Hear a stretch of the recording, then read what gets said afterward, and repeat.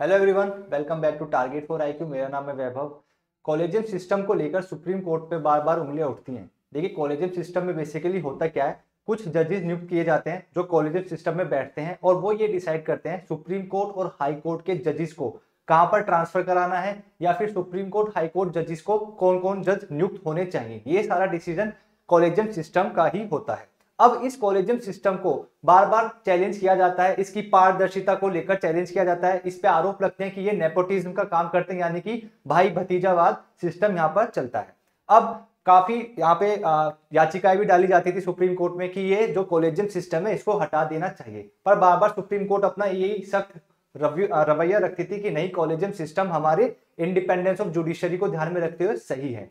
पर अभी हाल फिलहाल में कुछ ऐसा हुआ है जो ये चीज दर्शाती कि आने वाले इस साल में यानी कि 2025 में हो सकता है कॉलेजियम सिस्टम में कुछ बदलाव किया जा सके, और ये बदलाव हमारे देश के लिए या फिर हमारे संविधान को ध्यान में रखते हुए अच्छा हो सकता है। अब जानते हैं कि कॉलेजियम सिस्टम में ऐसा हुआ क्या है जो ये इतना चर्चाओं में बना हुआ है। पहला point, collegium supreme court collegium के नए प्रस्ताव पर विचार कर रही है, यानी कि जो कॉलेजियम सिस्टम अभी एट प्रेजेंट चल रहा है उसमें कुछ बदलाव करना है या नहीं करना, ये हमारी सुप्रीम कोर्ट अभी विचार कर रही है। सुप्रीम कोर्ट के जजेस ने हाई कोर्ट जज के कॉलेजियम सिस्टम पर विचार करते समय कहा, ऐसे किसी भी वकील की सिफारिश ना करे जिनके माता पिता या रिश्तेदार सुप्रीम कोर्ट या हाई कोर्ट जज थे या है। यानी कि हुआ क्या था, सुप्रीम कोर्ट के जो कॉलेजियम सिस्टम में जो जज बैठते हैं उनके सामने एक हाई कोर्ट जज की नियुक्ति के लिए एक सिफारिश आई, तो सुप्रीम कोर्ट जज ने यह बोला कि देखिए, ऐसे किसी भी वकील को जज बनाने के लिए आप सिफारिश लेकर ना आए जिनके माता पिता या फिर कोई रिश्तेदार या सुप्रीम कोर्ट या हाई कोर्ट में जज हैं या थे। तो ये जो स्टेटमेंट सुप्रीम कोर्ट के जज ने बोली है, इससे ये कहीं ना कहीं आइडिया लग रहा है कि कॉलेजियम सिस्टम में कुछ बदलाव होने की संभावना हो सकती है। ठीक है, चलिए। ऐसे भी हाईकोर्ट के जज के रूप में नियुक्ति फिलहाल रोकी जा सकती है। अब हो क्या रहा है, जैसे ये स्टेटमेंट पास आई तो अब ये संभावना भी हो रही है कि हाईकोर्ट जज की नियुक्ति के लिए अभी जो प्रक्रिया है, जो प्रोसीजर फॉलो किया जा रहा है, उसमें अभी कुछ भी फिलहाल सब कुछ प्रोसीजर रोका जा सकता है। यह फैसला कुछ लोग को पसंद आया है, कुछ खफा भी हुए हैं कि ये जो स्टेटमेंट आई है और जो कॉलेज सिस्टम में जो बदला चेंजेस करने की जो संभावनाएं दिख रही हैं, इस फैसले से कुछ लोग खुश हुए हैं कि हाँ ठीक है, अब कॉलेजियम सिस्टम में पारदर्शिता आएगी, ट्रांसपेरेंसी आएगी, पता चलेगा कि जो व्यक्ति नियुक्त किया गया है क्या वो सक्षम है जज बनने लायक। और कुछ लोग खफा भी हैं, कुछ लोगों का कहना है कि नहीं, ये जो चेंजेस कॉलेजियम सिस्टम में हो रहे हैं या होने की संभावना है वो सही नहीं है। देखिए, खफा क्यों है, खफा इसलिए है कि सपोज करो कोई जज है और वो सुप्रीम कोर्ट में जज है, ठीक, उनका बेटा जो जज बनने लायक है, हाई कोर्ट जज या सुप्रीम कोर्ट जज बनने लायक है, क्या पता वो सच में सक्षम हो, परंतु जो चेंजेस अब होने वाले हैं, क्या पता कॉलेजियम सिस्टम में ये चेंज हो जाए कि अगर आपके माता पिता या कोई रिश्तेदार जज है तो आप डायरेक्ट जज नहीं बनोगे, आपको एग्जाम देना पड़ेगा। परंतु क्या पता वो जो माता पिता के जो बच्चे हैं, जो रिश्तेदारों के जो रिश्तेदार हैं, क्या पता वो सच में ही सक्षम हो। जैसे फॉर एग्जांपल हमारे जो अभी डीवाई चंद्रचूड़ जस्टिस जो रिटायर हुए हैं, वो सक्षम हमारे चीफ जस्टिस ऑफ इंडिया थे, उनके पिताजी भी चीफ जस्टिस ऑफ इंडिया थे, तो सक्षमता तो थी ना। तो इसी चीज को ध्यान में रखते हुए कुछ लोग खफा भी हुए हैं कि देखिए, जो कॉलेजियम सिस्टम में फेरबदल की जाने की संभावना है ये सही नहीं है। अभी हम एग्जाम पॉइंट ऑफ व्यू से अगर देखें तो एट प्रेजेंट कॉलेजियम सिस्टम में कौन कौन जजेस बैठते हैं, CJI Sanjiv Khanna, justice B R Gavai, justice Suryakant, justice A S Oka and justice Rishikesh Roy. तो ये 5 जजेस हैं जो कॉलेजियम सिस्टम में बैठते हैं, ये डिसाइड करते हैं कि कौन से जजेस को नियुक्त करना है, कौन से जजेस को ट्रांसफर हमें करना है। अब हम देख लेते हैं न्यायिक सुधार क्यों आवश्यक है, यानी कि इस कॉलेजियम सिस्टम को बदलने की आवश्यकता क्यों जरूरी है। आइए जानते हैं। जजों की नियुक्ति की प्रणाली आप मेरी पीठ खुजाओ मैं आपकी खुजाऊंगा जैसी प्रथा को बढ़ावा देती है। यानी कि वही वाली बात हो गई, आप अगर कॉलेजियम सिस्टम से आप अपने रिश्तेदार को लेकर आ रहे हैं तो आप लेकर आ रहे हैं तो हम भी लेकर आएंगे। तो ये जो एक ट्रेंड चल रहा है या चलता रहेगा, ये आगे ही चलता रहेगा, इस चीज को बढ़ावा देती है ये कॉलेजियम सिस्टम की जो अभी सिस्टम चल रहा है। इससे चयन प्रक्रिया पर दाग लगता है और पारदर्शिता संभावना भी कम हो जाती है। ये तो बहुत ऑब्वियस है, जब हमें यही नहीं पता कि जजेस किस बेसिस पर दूसरे व्यक्ति को जज नियुक्त कर रहे हैं या उनका ट्रांसफर कर रहे हैं, ये हमें पता ही नहीं है, पारदर्शिता है ही नहीं। तो जब पारदर्शिता ही नहीं है तो जजेस के नियुक्ति ट्रांसफर पर दाग लगने की भी संभावना है, ये होती रहती है, बार बार आरोप लगता ही है। कि सुप्रीम कोर्ट का कॉलेजियम सिस्टम सही नहीं है।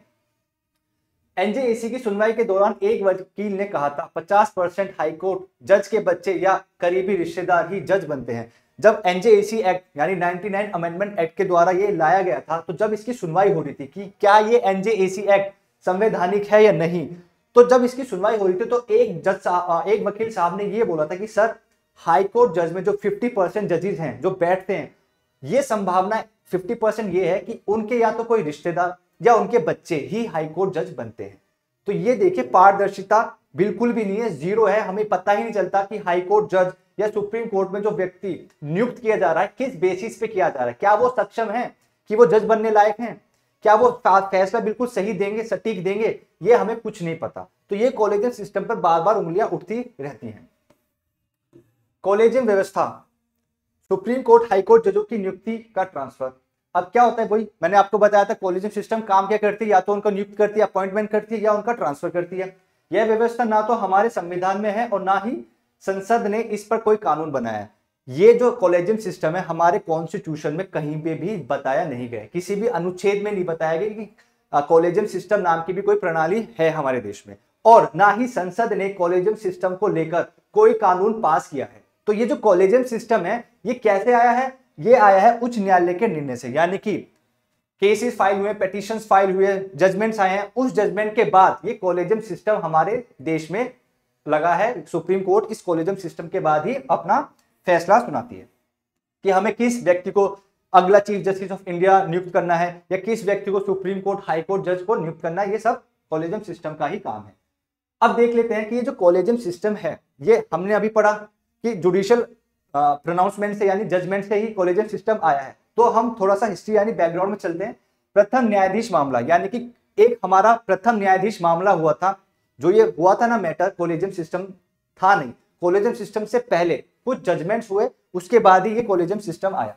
तो पहला था हमारा प्रथम न्यायाधीश मामला, जिसको हम एसपी गुप्ता बनाम भारत संघ 1981 के केस से भी जानते हैं। तो ये भी आपके एग्जाम पॉइंट ऑफ व्यू से इंपॉर्टेंट है कि प्रथम यानी कि फर्स्ट जजिस केस का दूसरा नाम क्या है, तो एसपी गुप्ता बनाम भारत संघ के नाम से भी जाना जाता है। सर्वोच्च न्यायालय का एक ऐतिहासिक मामला था जिसने भारत में न्यायिक स्वतंत्रता के सिद्धांतों को स्थापित किया।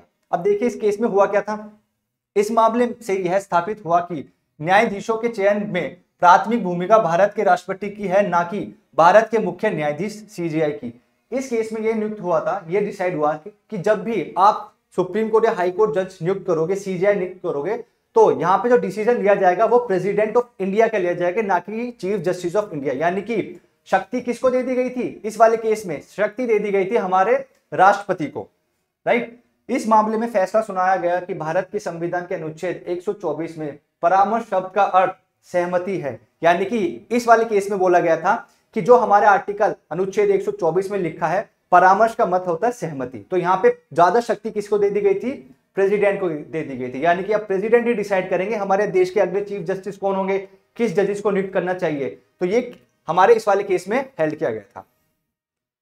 आगे बढ़ने से पहले एक छोटा सा announcement, Bihar APO, UP APO and Uttarakhand APO को ध्यान में रखते हुए हमने एक बैच लॉन्च किया है, जो आपकी लाइव क्लासेस होंगी, आपको प्रॉपर नोट्स दिए जाएंगे, आपके पास रिकॉर्डेड लेक्चर्स होंगे एंड वीकली आपके टेस्ट भी होंगे। तो जो स्टूडेंट्स इन बैचेस में एनरोल करना चाहता है उनके पास एक अच्छा मौका है, बिकॉज 1 तारीख 2 तारीख तक आपको अच्छा डिस्काउंट देखने को मिल सकता है। ठीक है, तो जो भी स्टूडेंट्स इंटरेस्टेड हैं they can contact the number आपको यही दिया गया है 7500110314। चलिए, अब जो दूसरा केस है ना, वो है हमारा दूसरा न्यायाधीश मामला। अब इसमें क्या हुआ था, पहली बात तो हम जान लेते हैं कि दूसरा न्यायाधीश मामला ये किस नाम से जाना जाता है। तो यहाँ पे लिखा है advocates on record association versus union of India 1993 के नाम से भी इस केस को जाना जाता है। अब थोड़ा सा बैकग्राउंड जान लेते हैं कि हुआ क्या था। 1981 के प्रथम न्यायाधीश मामले ने भारत के मुख्य न्यायाधीश की शक्ति को कम कर दिया था। जैसा अभी मैंने बताया था कि ज्यादा शक्ति प्रेसिडेंट को दे दी गई थी एंड सीजीआई के पास शक्ति कम हो गई थी, और न्यायाधीश की नियुक्ति में कार्यपालिका को अधिक अधिकार दे दिया गया था। इससे न्यायपालिका और कार्यपालिका के बीच तनाव पैदा हुआ और न्यायिक स्वतंत्रता को लेकर चिंताएं पैदा हो गई। तो एक डिस्प्यूट आ रहा था एक न्यायपालिका और कार्यपालिका को लेकर। अब ये जब डिस्प्यूट आया तो केस अगेन सुप्रीम कोर्ट पहुंचा और केस का नाम था advocates on record association versus union of India.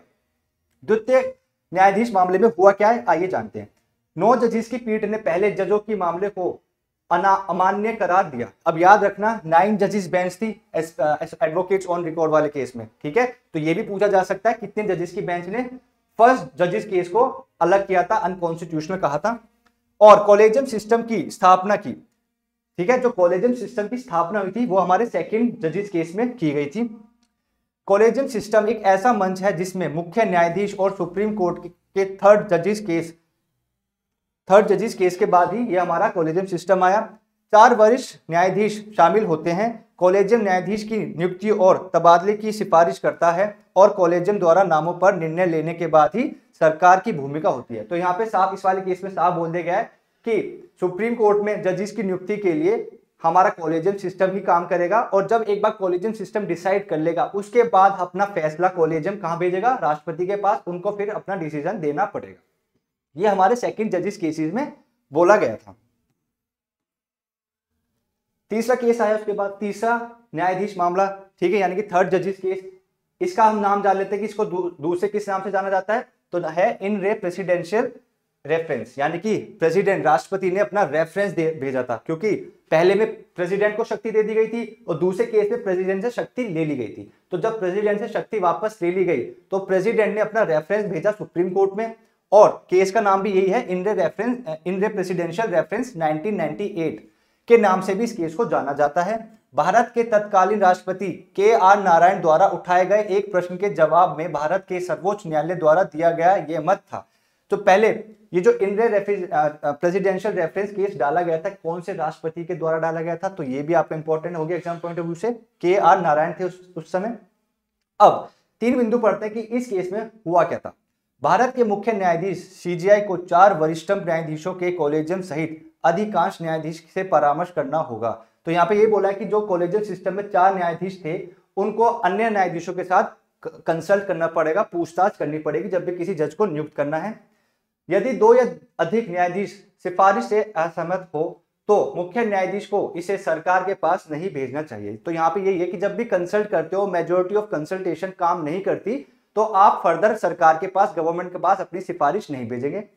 न्यायिक नियुक्ति पर अंतिम निर्णय न्यायपालिका का होता है। तो यहाँ पे साफ साफ बोल दिया है थर्ड जजेस केस में कि न्यायपालिका में कौन से जज आएंगे, किनका ट्रांसफर होगा, कौन CJI बनेंगे, वो आखिरी फैसला किसका होगा, न्यायपालिका का ही होगा। तो यहाँ पर जो हमारी एग्जीक्यूटिव थी उनको जो शक्ति हमारे फर्स्ट जजेस केस में दी गई थी, उनसे वो शक्ति वापस ले ली गई थी। तो ये एक बैकग्राउंड था जिसमें ये पता चला था कि कॉलेजियम सिस्टम आया तो आया कैसे, 3 जजेस हमारे केसेस थे। कुछ अन्य बिंदु भी देख लेते हैं जो आपके एग्जाम पॉइंट ऑफ व्यू से इंपॉर्टेंट हो सकते हैं, ठीक है। तीसरे न्यायाधीश मामले ने न्यायिक नियुक्ति प्रक्रिया में शामिल वरिष्ठ न्यायाधीशों की संख्या बढ़ाकर कॉलेजियम प्रणाली को आगे बढ़ाया, ठीक है। हालांकि कॉलेजियम प्रणाली को अधिक पारदर्शी और जवाबदेह प्रक्रिया से बदलने के लिए 2014 में राष्ट्रीय न्यायिक नियुक्त आयोग, यानी जिसे हम NJAC बोलते हैं, नेशनल जुडिशियल अपॉइंटमेंट कमीशन अधिनियम और 99 संविधान संशोधन पेश किया था। यानी कि सरकार चाहती थी कि कॉलेजियम सिस्टम में पारदर्शिता आए, हमें यह पता चले कौन सा जज नियुक्त किया जा रहा है, किस बेसिस पे किया जा रहा है, क्या वो सक्षम है जज बनने लायक। तो इस चीज को संसद ने कानून के तौर पर 99 संविधान संशोधन किया और NJAC एक्ट लेकर आए। परंतु हुआ क्या, 2014 में ये एक्ट आया 99 संविधान संशोधन के तहत, परंतु 2015 में अगले ही साल सुप्रीम कोर्ट ने इस कानून को अनकॉन्स्टिट्यूशनल, असंवैधानिक घोषित कर दिया था। किस बेसिस पे, सुप्रीम कोर्ट का साफ कहना था कि देखिए अगर ये कानून आया तो कहीं ना कहीं एग्जीक्यूटिव कार्यपालिका हमारे न्यायपालिका पे क्या करेगी, कंट्रोल कर लेगी। और आर्टिकल अनुच्छेद 50 साफ बोलता है एग्जीक्यूटिव, कार्यपालिका, न्यायपालिका अलग अलग काम करेगी, कोई किसी के काम में दखल अंदाजी नहीं देगा। तो सुप्रीम कोर्ट ने इसी बेस पर कि भाई आर्टिकल 50 ये बोलता है, अनुच्छेद 50 साफ बोलता है कि आप अपना काम अलग करें, हम अपना काम अलग करेंगे। परंतु अगर ये कानून आ गया तो अब कार्यपालिका के पास कंट्रोल आ जाएगा, वो चाहे तो किसी भी व्यक्ति को सुप्रीम कोर्ट के जज नियुक्त कर सकती है। तो ये देखना अब 2025 में कि अब कॉलेजियम सिस्टम में बदलाव होगा या नहीं, और अगर होगा तो किस हद तक ये कॉलेजियम सिस्टम अपना काम करेगी। जो भी कोई अपडेट होगी वो आपको target for IQ YouTube channel से पता चल जाएगा। मिलते हैं नेक्स्ट वीडियो में, धन्यवाद।